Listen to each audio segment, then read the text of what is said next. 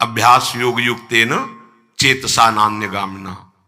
अगर आपने ऐसा अभ्यास बना लिया कि नाम मंत्र से आपका मन हटा ही नहीं, तो बहुत जल्दी भगवत साक्षात्कार हो जाएगा। लगातार जो भजन करने की आसक्ति पैदा करता है, उसकी भजन में आसक्ति हो जाती है। और जो बिना भजन के परम पद प्रेम प्राप्त करना चाहता है, वो मूर्ख है। पूज्य बाबा कह रहे, वो मूर्ख है बिना भजन के। जैसे प्रायः सत्संग में कहते हैं कि आखिरी चिंतन करो कि तुम्हारे पास क्या जाएगा, मरना तो है ही। किसी ने कहा मरना तो है, मौज लेके मरेंगे, ऐसे कैसे मरेंगे? यह है मूर्खता। मूर्खता क्या प्रेरित कर रही? मरना तो है, मनमानी आचरण करके मरेंगे ना। वो समझता है मरने के बाद सब झंझट खत्म। नहीं, मरना कोई झंझट खत्म नहीं है। मरने का मतलब जो आपको अवसर मिला था मानव देह का, वो छिन गया, अब अन्य योनियों में जाओगे।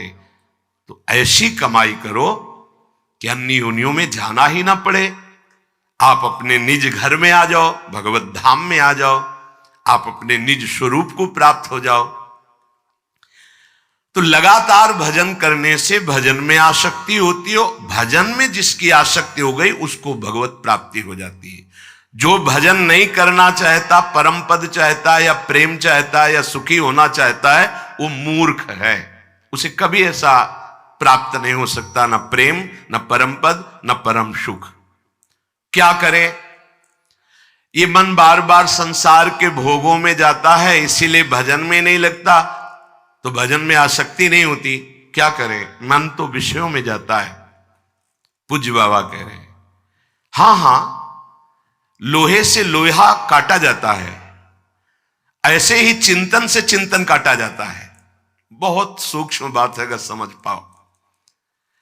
जैसे लोहे की छेनी से लोहे के हथौड़े का प्रहार और किसी भी लोहे को काट दो, ऐसे ही लोहे से जैसे लोहा काटा जाता है, ऐसे चिंतन से चिंतन काटा जाता है। जब हमारा सांसारिक भोगों का चिंतन हो रहा है, उस समय भगवत चिंतन से हम काट रहे हैं उसे। बार बार बताया है कि यदि नाम जब चल रहा है, आपका चिंतन गलत हो रहा है, तो कुछ नहीं कर पाएगा। तुम्हें चिंता नहीं करनी, नाम का फल तो मिलेगा ही तुम्हें। और जो मन गलत चिंतन करा रहा है, वो उसका प्रभाव नहीं पड़ पाएगा हृदय में। आपका हृदय निर्मल रहेगा, गंदा नहीं हो पाएगा। चिंतन से चिंतन काटो, आसक्ति से आसक्ति को काटो। गुरु की आसक्ति, इष्ट की आसक्ति, नाम की आसक्ति, धाम की आसक्ति से शरीर की आसक्ति को काटो, भोगों की आसक्ति को काटो, परिवार की आसक्ति को काटो। भगवत चिंतन से भोगों के चिंतन को काटो। बहुत सुंदर उपाय बता रहे हैं महापुरुष जन, यदि पकड़ पाओ। ज्यों ज्यों आपके अंदर भोगों का चिंतन की आसक्ति प्रकट हो, त्यों त्यों नाम मंत्र इनकी चिंतन की वृत्ति से उसे काट दो, कट जाएगा। पक्का विश्वास करो। उस समय आपको नहीं दिखाई दे रहा, आपके अंदर काम का विचार चल रहा है, क्रोध का विचार चल रहा है, मोह का विचार, परिवार का विचार चल रहा है। अब आप उस समय राधा राधा राधा, अब वो संस्कार नहीं डाल पाया और खत्म हो गया। ये महापुरुषों के अनुभव, तुम्हें भले अनुभव भी ना हो, लेकिन चलना ऐसे ही पड़ेगा। भगवत चिंतन, भगवन नाम चिंतन, भगवत गुण चिंतन के प्रभाव से माया गुण, माया नाम रूप, इसके चिंतन को काटना है।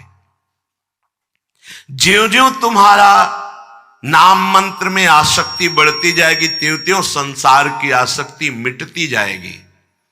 फिर आप देखेंगे अपने आप से आनंद की उफान आएगी।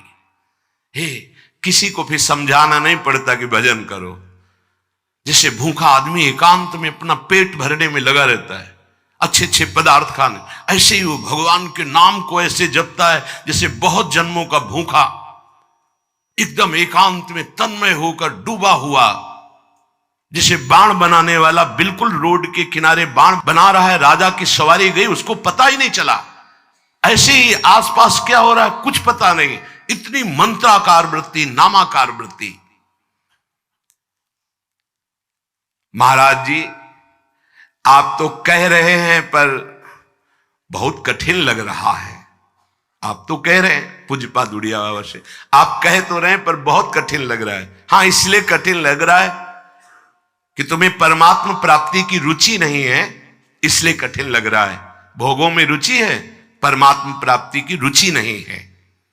अरे जिसको इष्ट प्राप्ति की लालसा जगती है, रुचि जगती है, वो निरंतर उनका चिंतन करने में ही पूरा प्रयास करता है। हम जिसकी निरंतर अभ्यास भावना करते हैं, पक्का वो वस्तु हमें प्राप्त हो जाएगी। देखो, जैसे हम आंवला नाम लिया तो आंवला का आकार हमने देखा इसलिए आ गया, और अगर चखा है तो स्वाद भी आ गया।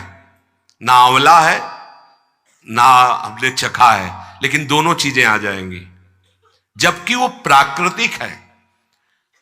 अब राधा हमने कभी देखा नहीं, कभी स्वाद नहीं चखा प्रेमामृत समुद्र का। अब ये नाम की पूरी एकाग्रता, तो ये वैसे ही रूप ले आएगा और वैसे ही रसास्वादन आपको कराने लगेगा। पर पहला इस नाम का प्रभाव होता है पाप और पाप प्रवृत्ति का नाश, इसलिए धैर्य रखना। बिल्कुल जैसे आंवला कहते, आंवला सामने झलकने लगता है और उसका स्वाद आने लगता है, ऐसे एक दिन स्वामिनी जी का रूप झलकेगा और स्वामिनी जी के चरणों का प्रेम रसास्वादन होने लगेगा। विश्वास कीजिए महाराज, ये तो दिव्य दृष्टि की बात कही आपने कि नाम जपते ही रूप प्रकाशित हो गया और रूप देखा तो दिव्य दृष्टि से देखा जाएगा। तो ये दिव्य दृष्टि कब प्राप्त होती है? मतलब भजन करें तो कितना नाम जप करें जिससे दिव्य दृष्टि प्राप्त हो जाए। तुमको इससे मतलब नहीं, तुमको सिर्फ हर श्वास भजन करना है, ये नियम लो। ऐसा बाबा ने क्यों कहा? संख्या क्यों नहीं बोली? क्योंकि ऊब जाओगे, पक्का कहा था कि इतने में तो दिव्य दृष्टि जागृत हो जाएगी, श्री जी के दर्शन हो जाएंगे, झंझट खत्म हो जाएगी, हर विकार से छूट जाएंगे। इसीलिए सच्चाई ये है कि आपके कितने पूर्व संचित जमा हैं आपको नहीं पता है, आपका कितना नवीन पाप एकत्रित हो चुका है आपको नहीं पता है, लेकिन उस प्रभु को पता है जिसका हम नाम जप कर रहे हैं। अब जितना नाम जप करते जाएंगे वो साफ होता चला जाएगा। अब किसका कितना है इसलिए नंबर नहीं बताया जा सकता, संख्या नहीं बताई जा सकती। इतना संख्या पूरा करो, इतना नंबर अंक पूरा करो, आपको भगवान की प्राप्ति हो जाएगी। ये लगाने के लिए भले बोल दिया जाए, हो सकता है आपका आर्त भाव से पुकारना करोड़ों नाम के बराबर हो जाएगा। इसलिए इसकी संख्या नहीं बोली बाबा ने, जब बोले कि 3.5 करोड़ नाम जप कर लो। अगर आपका भाव नहीं बन रहा है, 3.5 करोड़ नाम जप कर रहे हो, तो पहले पाप नष्ट करेगा और भाव बनाएगा, क्योंकि बिना भाव के भगवान का साक्षात्कार नहीं होता। और हो सकता है कि वो इतना दैन्य हृदय का है कि कुछ ही समय तक आर्त भाव से पुकारा और श्री जी मिल गई, अब उसके आगे तो इसीलिए संख्या नहीं, आपकी तन्मयता काम करेगी। एक बार सत्संग में सुनाया था कि एक बट वृक्ष के नीचे महात्मा भजन कर रहे थे और एक पीपल वृक्ष के नीचे। नारद जी वहां से निकले तो बट वृक्ष वाले ने प्रार्थना की, आप तो भगवान के पास आते जाते रहते हैं, कभी पूछना कि मुझ अधम का भी स्मरण है प्रभु को, और मुझे कब दर्शन देंगे। जब पीपल वाले के नजदीक गए तो उसने पूछा कि आप जब जाए तो कभी भगवान से कहिएगा कि मुझको कब दर्शन देंगे। जब देवर्षि नारद जी भगवान के पास से वापस लौटे, बट वृक्ष वाले पीपल वृक्ष वाले दोनों महात्मा दौड़ के भगवान से बात की। बोले हाँ। बट वृक्ष वाले से कहा इसी जन्म में तुम्हें भगवत प्राप्ति हो जाएगी। भगवान ने ऐसा कहा, तुम्हारा भजन बहुत जोर का है। वो गदगद होकर पुनः भजन में लग गए। पीपल वाले से कहा जितने पीपल के पत्ते हैं तुमको इतने जन्म भजन करना पड़ेगा तब भगवान मिलेंगे। भगवान हमें जानते हैं, हाँ हाँ, अश्रु प्रवाह चलने लगा। अभी तक तो मैं समझ रहा था कि मैं भजन कर रहा हूं, पता नहीं भगवान को पता है कि नहीं। उनको पता है कि मैं उनका भजन कर रहा हूं, पर रोना शुरू, चिल्ला चिल्ला के रोना शुरू किया, हे कृपालु, हे करुणामय, ऐसे आर्त भाव से उसी क्षण भगवान प्रकट हो गए, उसी क्षण गले से लगा लिया। देवर्षि नारद जी ने कहा, प्रभु आपने तो हमें झूठा कर दिया। आपने कहा था कि जितने पीपल के पत्ते तब दर्शन होंगे, और आप तो अभी इसको दर्शन दे दिए। बोले जितने जन्मों में भजन के बाद जो भाव आना था उसका अभी आ गया, इसलिए अभी साक्षात्कार हो गया। तो भगवान अंक से नहीं मिलते, भगवान भाव से मिलते हैं। अब वो भाव कितनी जल्दी आ जाए, कब आ जाए गुरु कृपा से, इसलिए हमको ये नहीं देखना है कि हमारे अंदर दिव्य दृष्टि आई कि नहीं, हमें हर श्वास भजन करना है। ये बहुत खास बात है। हमारा एक ही कर्तव्य है, हर श्वास नाम जप करना है। फिर देखना भजन से कौन सी ऐसी दिव्य वस्तु है जो प्राप्त ना हो जाए। अष्ट सिद्धियां, निर्विकल्प समाधि, दिव्य महापुरुषों से संभाषण, दिव्य वृंदावन का दर्शन, प्रिया प्रीतम की सेवा। अरे भाई, ये सब भजन से प्राप्त हो जाता है। पूज्य बाबा कहे हैं, अरे भक्तों की तो अलग ही सृष्टि हो जाती है, भजन करने वालों की सच्ची दृष्टि बदल जाती है। तो सृष्टि जो हम भाव चिंतन करते हैं वही दिखाई देने लगता है। तो बाबा, ये भक्तों की सृष्टि कैसी हो जाती है, जिसमें निरंतर रास विलास परिहास ये हो रहा है, उनकी दृष्टि वहां पहुंच जाती है। जिधर देखे वृंदावन, जिधर देखे प्रिया प्रीतम, जिधर देखे तो विविध लीला हो रही। कबहू का निर्मित तरल हिंडोला, झूलत फूलत करत कलोला, कबहू का नौदल सेज रचावे, श्री हरिवंश सुरत रति गावे, सुरत अंत छवि बरन न जाई, नित नित श्री हरिवंश जुगाई, आज संहारत नाहिन गोरी। दिव्य दिव्य झांकियां, दिव्य लीलाएं। बाबा मुझे तो नहीं दिखता ये रास विलास, तुम अंधे हो, तुम्हें कैसे दिखाई दे। किस बात के लिए कहा बाबा अंधे हो? तुम्हारे अंदर प्रेम दृष्टि नहीं। जो सांसारिक दृष्टि वाला होता है वो दिव्य रास कैसे दर्शन कर सकता है? जिसकी प्रेम दृष्टि हो जाती वो रास को देख पाता है। तो प्रेम कहां है? इसी नाम में, मंत्र में। यही आपकी दृष्टि को बदल देगा। हिय के नयन निहारे, हृदय के नेत्र प्रकाशित होते तब प्रिया प्रीतम का साक्षात्कार इन्हीं नेत्रों से होता है। समझ रहे? नेत्र यही है। जब से अर्जुन को विराट रूप दर्शन के लिए दिव्य दृष्टि दी, तो कोई ये नहीं कि काल के पास अलग नेत्र प्रकट हो गए, इन्हीं नेत्रों में पावर आ गया और भगवान के विराट रूप का दर्शन कर रहे। इसीलिए शास्त्रों में कहा गया है, जिस दिन से तुम्हें सत्संग मिले तो समझ लेना भगवान तुम्हें बुला रहे, भगवान तुमसे मिलना चाहते हैं। तुम्हारे जीवन का परम मंगल वो दिन जिस दिन से सत्संग आपकी श्रवण इंद्री में गया। यद हरेव विरजेत तद हरेव प्रवज्जेत, जिस दिन से सत्संग मिले उसी दिन से भजन प्रारंभ कर दो और संसार से राग रहित हो जाओ। उसी दिन से संसार के भोगों से विरक्त हो जाओ। इसलिए यदि कोई दिव्यता प्राप्त करना चाहता है, दिव्य दृष्टि, अष्ट सिद्धियां, भगवत प्रेम, तत्वबोध, भजन भजन। यदि भजन नहीं है तो कुछ नहीं होने वाला।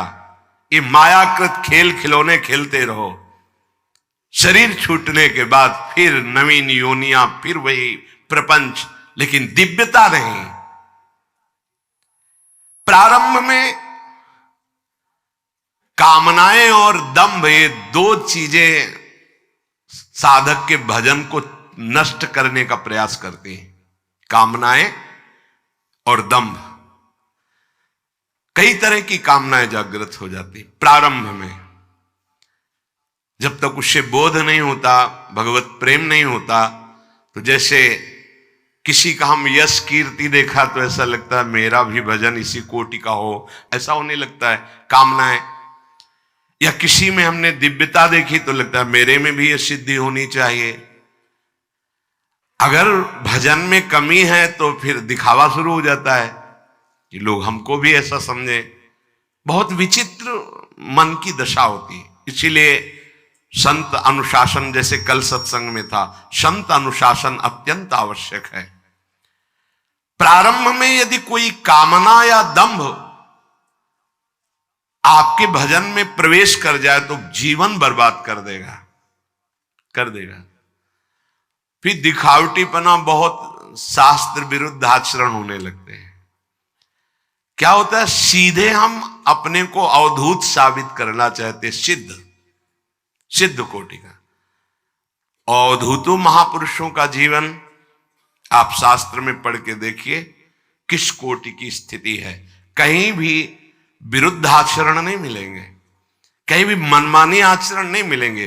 वो तो शास्त्र सम्मत सिद्ध ही हुआ है, पर दंभ करने वाला ये जान नहीं पाता। वो समझता है मैं ऐसा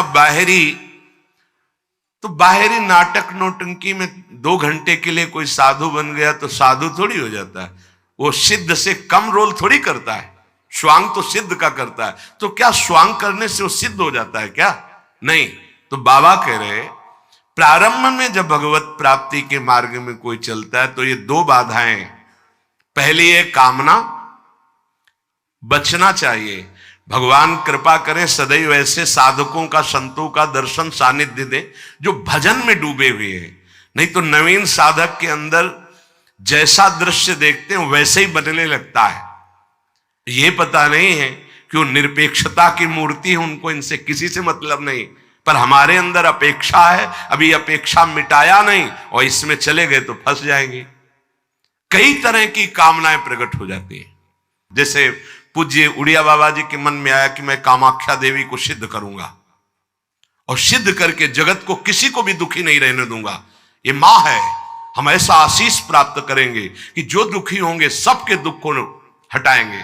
बाबा का पहला नाम था आर्तत्राण, दुखियों की रक्षा करने वाला।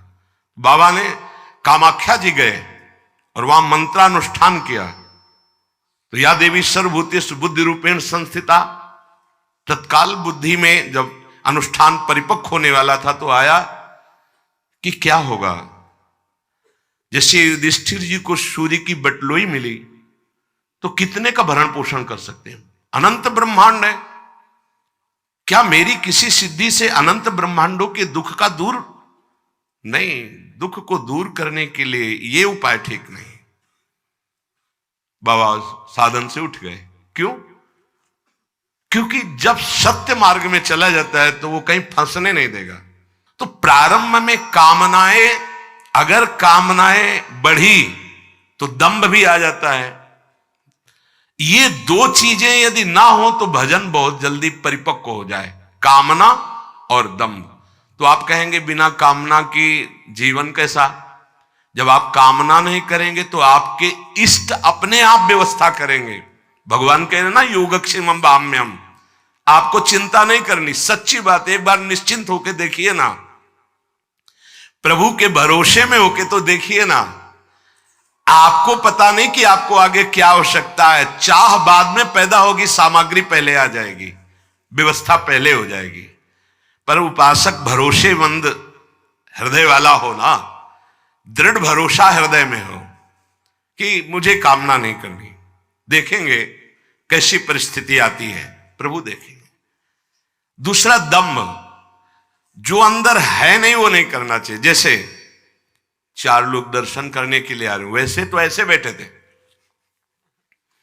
ये दंभ कहा जाएगा। आप क्यों संभले? यदि संभले बैठे होते तो संभले होते। दर्शन करने आ रहे हैं, बोल ये क्यों किया? क्यों किया? अगर ऐसे ही बैठे होते तो ऐसे बैठे होते, जैसे थे वैसे ही, कोई नाटक नहीं, दम्भ नहीं। अरे माला लो जल्दी, माला गए से माला डाल के बैठ गए। कोई भी बनावटी, कोई भी दिखावटीपना साधक के जीवन में नहीं हो। बाबा बहुत उच्च कोटि के महापुरुष। प्रारंभ में साधक को ये 2 बाधाएं ज्यादा सताती हैं। साधक को पहले तो सब बाधाएं बाधाएं, जब साधना में चला तो दो बाधाएं, एक कामना किसी सिद्धि आदि की, और या एक दंभ दिखाने आदि का। महापुरुषों का जीवन बड़ा निरपेक्ष पाया गया। हम बार बार उनका स्मरण करते हैं, उनके चरणों की वंदना करते हैं। पूज्य स्वामी श्री सुरेशानंद जी महाराज तरी गंगा के किनारे, वो नैमिषारण्य की मंडली कुछ दिन साथ रहे, तो मंडली के सहित गए और इतने आनंदित, दिगंबर रहते थे। जब कोई माता बहन आ जाती थी तो एक अचला ऐसे डाल लेते थे, ऐसे बस, पूरा प्रकृति का वार खुले शरीर से सहते। धन्य है ऐसे महापुरुष, मतलब हृदय आनंदित हो जाता है उनका स्मरण करके। और सब संतों को गुरुजी बोलते थे, आओ गुरुजी, आओ गुरुजी। सब बैठे, गांव के लोगों को बुलवाया, पुआ, गुलगुला, खीर, कचौड़ी ऐसे पदार्थ बनवाए, खुद परोसते जा रहे हैं। और हमारी नवीन अवस्था तो महापुरुषों पर दृष्टि रहती थी, उनके आचरण, उनका बोलना, उनका देखना, उनका बैठना, क्योंकि खोज थी हृदय में कि बड़े महापुरुषों का कैसा आचरण होता है, कैसा चिंतन होता है। खूब सबको बार बार, अरे आप और लीजिए और लीजिए, सबको पाया, पा लिए। सब तो अपने अपने आसन पर विराजमान। हमारे की महाराज जी का निवास स्थान कहाँ है? तो कहा वो यहाँ तो नहीं, वो पीछे गुफा है उसमें रहते हैं। उनका जाने में कोई निषेध तो नहीं? बोले संतों के लिए क्या निषेध है। चुपके से गए, शाम के गए थे, तो वही 8 बजे लगभग प्रसाद सबको मिला। अंदर गए तो अंदर जो दृश्य देखा, होश उड़ गए। दिगंबर, ठीक कुशासन, कुछ नहीं, केवल कुशासन, और हाथ में भरता आलू आदि का जो भी हो, और 2 रोटी हाथ में, ऐसे कोई पात्र नहीं, कोई वस्त्र नहीं। हमारे होश उड़ गए कि गुलगुला, पुआ, खीर, ये सब संतों को पवा के महाराज जी ऐसे। तो कहा महाराज, वो आओ आओ गुरुजी, ऐसे सब संतों को गुरुजी कह। महाराज जी ये क्या, हम लोग तो जवान साधु हैं, आपने खीर पुआ और सब पवाया, आप 2 रोटी और भरता आप ऐसे। अरे गुरुजी, हमारे नसीब में कहाँ लिखा है? वो कह रहे थे, हमारे नसीब में कहाँ लिखा है? अरे देखो गुरुजी, हम तो छोटे बच्चे साधक हैं ना, साधना। उन महापुरुषों का चरित्र, जो उम्र 75 वर्ष की लगभग, सिद्ध महापुरुष क्या कह रहे, हम तो छोटे बच्चे साधक हैं, अगर हम खीर पुआ पाएंगे तो, मतलब क्या कह रहे, उपदेश कि अभी छोटे बच्चे हो, खीर पुआ में मत फंसो। पूरा जीवन भगवदानंद में तृप्त ऐसे महापुरुष, दैन्यता की मूर्ति, कोई पाखंड, कोई दंभ, कोई छुपाव, खुला उनका जीवन, किताब की तरह खुला पवित्र जीवन। इसीलिए साधक को प्रारंभ में 2 से सावधान रहना चाहिए। पहला कामना और दूसरा दंभ। दंभ माने दिखावटीपना नहीं होना चाहिए किसी भी स्थिति, जैसे आप हैं। अच्छा, कोई राजी भी हो गया तो क्या देगा? नाशवान वस्तु। इसके लिए तुम निकले हो, वो तो तुम्हारे प्रारब्ध में होगी, तुम्हारे इष्ट अपने आप दे देंगे, तुम्हें दंभ करने की जरूरत क्या है? दंभ का स्वयं विरोध करे, नहीं तो साधु संग का प्रभाव नहीं पड़ेगा। और दंभ साधु संग से भी आपको विमुख कर देगा, हटा देगा। वास्तविक भजन तभी होगा जब दंभ और कामना 2 पर हमारी दृष्टि रहे कि ये हमारे अंदर ना आने पावे। दिखावटीपना और कामना, दंभ ये बहुत बहुत विचित्र होता है। दंभ बनावटी जीवन, ये इतना प्रिय लगने लगता है कि वही सत्य भासने लगता है, दंभ ही सत्य भासने लगता है। ये बहुत छुप के आता है, ये भक्ति को भी रोग लग जाता है दंभ, ये ज्ञान को भी लग जाता है। ये रोग है सतमार्ग का, दंभ। इसलिए भजन करने वाले को इस दंभ से बहुत बचना चाहिए। भजन जहां दंभ लगा तो दिखावापन हो सकता है, लेकिन परमानंद के अनुभव का मार्ग नहीं बन पाया। ये बहुत कड़वा है परमार्थ के लिए। स्वार्थ के लिए तो मीठा लगने लगता है क्योंकि चार लोग प्रभावित हो जाते हैं, पर सत्य मार्ग से भ्रष्ट हो जाता है पक्का। सत्य मार्ग से भ्रष्ट बिना परिपक्व अवस्था आए साधक को पहले अपनी इंद्रिय और मन पर काबू करके भगवत प्राप्ति करनी चाहिए। फिर ये भगवान जो सेवा दें वो बात अलग है। ऐसे सेवा में, प्रपंच की सेवा में नहीं उतरना चाहिए जब तक भगवत प्राप्त ना हो जाए पक्का। तुम भगवत दर्शन की चिंता मत करो, पूज्य बाबा कह रहे, तुम भगवत भजन की चिंता करो कि भजन न छूटने पावे। यही जीवन में लक्ष्य रहा है और यही ग्रंथ बाल्यावस्था से हमारा आदर्श रहा है जिसको आप सुन रहे हैं। तुम भगवत दर्शन की चिंता मत करो, तुम भजन की चिंता करो, भजन न छूटने पावे। किसी प्रकार यदि आपका निरंतर भजन बन गया तो माया छूट जाएगी, और जब तक माया नहीं छूटती तो दो बने रहते हैं, हम और ईश्वर। और जब तक हम और ईश्वर हैं तब तक माया गिराती रहती है। हम और ईश्वर अपनी सुदिना रही एक रहे हो नंदलाल, अपनी हूं सुदिना रही एक रहे हो नंदलाल। भक्ति और एक सर्वम खलमिदम ब्रह्म ने नानास्ति किंचन, एको ब्रह्म द्वितीयो नास्ति ज्ञान। ये जो दुनिया की बातें करते रहते हैं, ना ज्ञानी होते हैं, ना भक्त होते हैं, प्रपंची होते हैं, त्रिकाल में भगवदानंद नहीं प्राप्त कर सकते। जो दुनिया की बातें करते रहते हैं, इधर की बात उधर की बात, इस पार्टी की बात उस पार्टी की बात, द्वंद्वों की बात, प्रपंच की बात, कभी भगवत प्राप्ति नहीं हो सकती। ये दुनिया का प्रपंच वर्णन करने वाले ना ज्ञानी होते हैं, ना भक्त होते हैं, ना त्रिकाल में इनको भगवदानंद मिलेगा। तुम तो भैया भगवान नाम को अखंड रूप से पकड़ लो, पूज्य बाबा कह रहे हैं। बस इस दुनिया का चिंतन न होने पावे, श्वासा पलटे नाम बिन तो धिग जीवन संसार। अगर एक भी श्वास नाम के बिना जाए तो तुम्हारे अंदर जलन पैदा हो जाए, धिक्कार है, श्वास खाली कैसे चली गई। देखो भैया, चाहे ज्ञान हो या भक्ति, ये कोई खिलवाड़ की चीज नहीं है।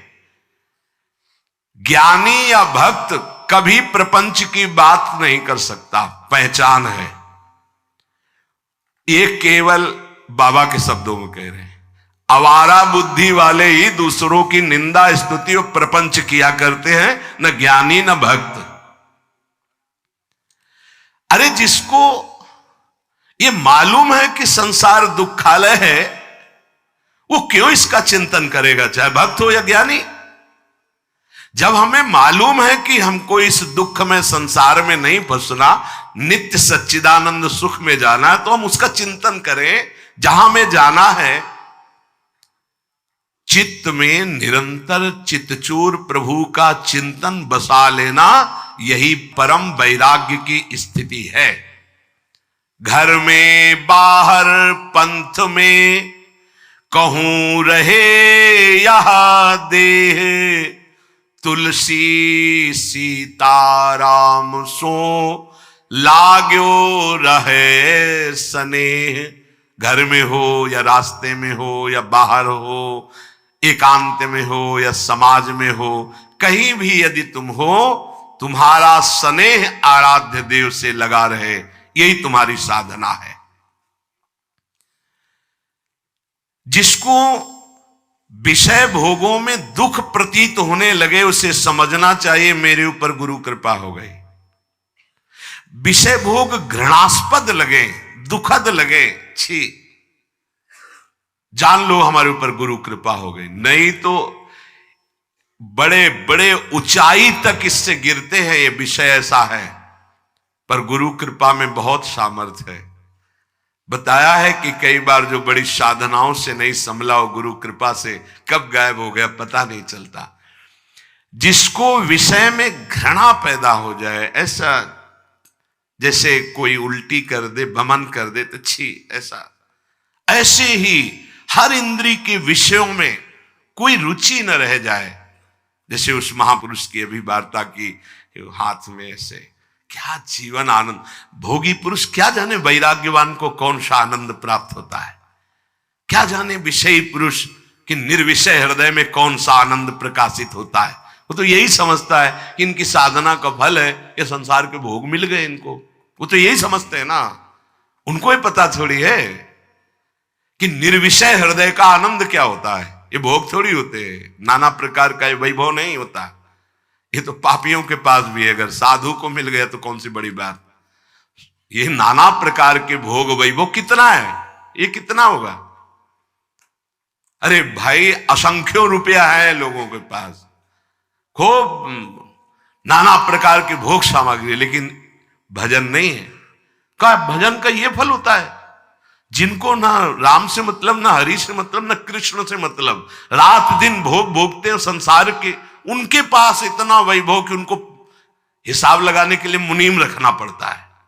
क्या यही भजन का फल है? क्या यही जीवन भर की तपस्या का ये फल है जो पापियों के पास भी है? नहीं।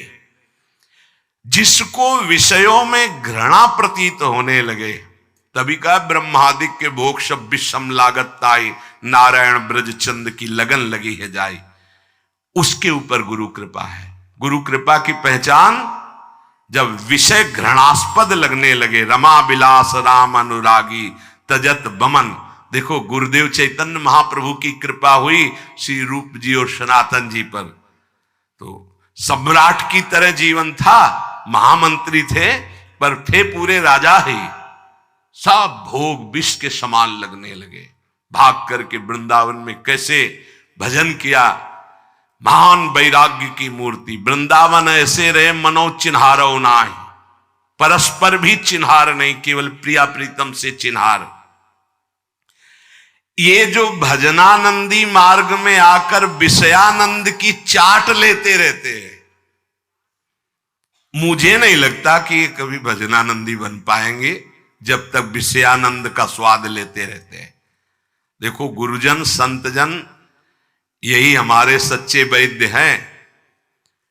ये विषयानंद की चाट बंद करो तो भजनानंद में स्वाद आ जाएगा, जो नाम है उसका स्वाद मिलने लगेगा। भाई यदि तुम भगवान को इसी जन्म में प्राप्त करना चाहते हो तो भजन का स्वाद जरूरी है, इसलिए विषयानंद की चाट बंद करो। तुम इतने निर्बल क्यों हो गए हो कि हर विषय तुम्हें रौंद देता है?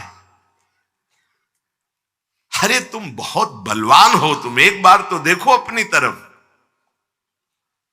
तुम शरीर की तरफ देख रहे हो, इंद्रियों की तरफ देख रहे हो, भोग की तरफ देख, अपनी तरफ देखो। तुम कौन हो? भगवान के अंश हो, आनंद समुद्र के अंश हो। तुमको ये सब नहीं चाहिए, तुम भूल से भटक रहे हो। सबसे बड़े बलवान के तुम अंश हो, अर्थात तुम स्वयं बलवान हो। अगर तुम्हें सहारा ही लेना है तो अपने अंशी का लीजिए, अन्य का नहीं। 84 लाख योनियों में तुमने कितने पाप कमाए हैं तुम समझ नहीं सकते। इसीलिए चुपचाप भगवान नाम जपते रहो, आनंद आए या ना आए इस पर ध्यान मत दो। केवल तुम नाम जप करते रहो, धीरे धीरे जब ये सब नष्ट हो जाएंगे तो परमानंद में डूब जाओगे।